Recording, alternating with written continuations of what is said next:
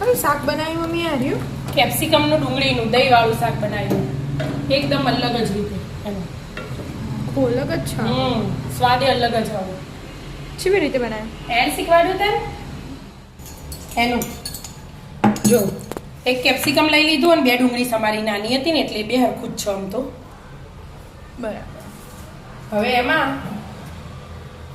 બે મિક્સ કરી દેવાનું વચ્ચે લઈને એમાં મરચું આપણે જો સ્વાદ અનુસાર. હા ધાણા જીરું 2 ચમચી લેવાનું ચમચી વધારે જોવો થોડું એટલે અને હળદર જોવો ને એટલી અને ગરમ મસાલો આટલી એક નાની ચમચી એમ અને આમ લસણ સમારી દીધું લીલું મરચું સમારી દીધું અને સિંગદાણા શેકી દીધા હતા પછી ઠંડા કરીને અધ કચરા ખોડ્યા બહુ ઝીણા નહીં કરી દીધા એવા ખોડી રાખ્યા એને આમાં એડ કરી દેવાનું. હવે આ બધું મિક્સ કરી દેવાનું હાથ હરી કરવાનું એટલે મસ્ત થાય. આપણા હાથમાં ગરમી હોય ને એના લીધે મસ્ત મિક્સ થઈ જાય. એટલામાં તેલ ગરમ કરવાનું થોડું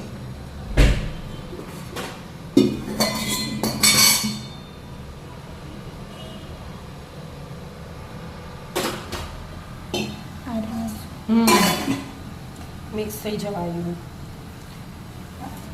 આ શાક બનાવવું હોય એના ફટાફટ બની જાય વાર ના લાગે.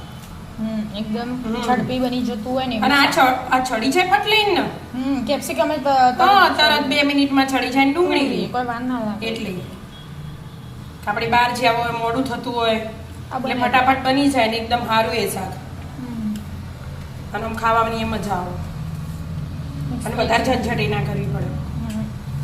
બધું મિક્સ થઈ છે.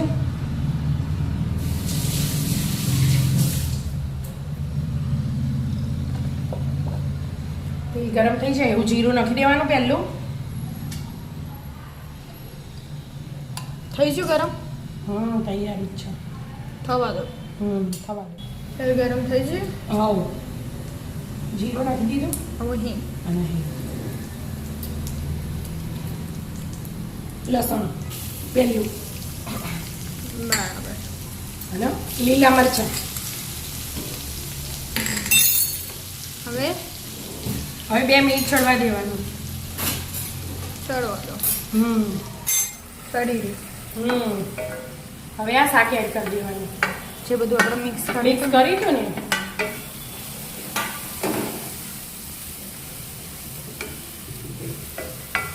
ગેસ ધીમો કરી દેવાનો અને મીઠું એડ કરવાનું બાકી હતું ને એટલે છડો.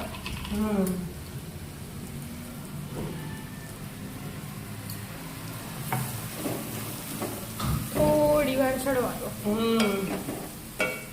ચડી રહ્યું? હા 2 વાર વચ્ચે હલાયું જો મસ્ત ચડી ગયું ને તેલ છૂટી ગયું.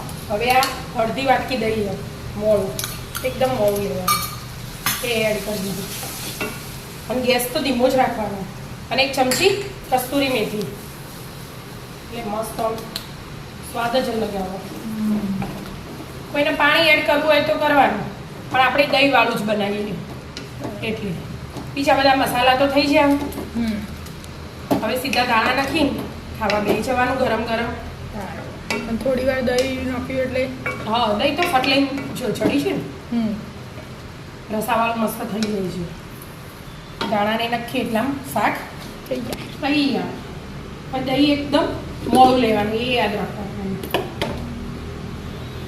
આવી જાવ તો મસ્ત મજાનું કેપ્સિકમ અને ડુંગળીનું શાક ખાવા શાક ખાવા એકદમ અલગ જ રીતે.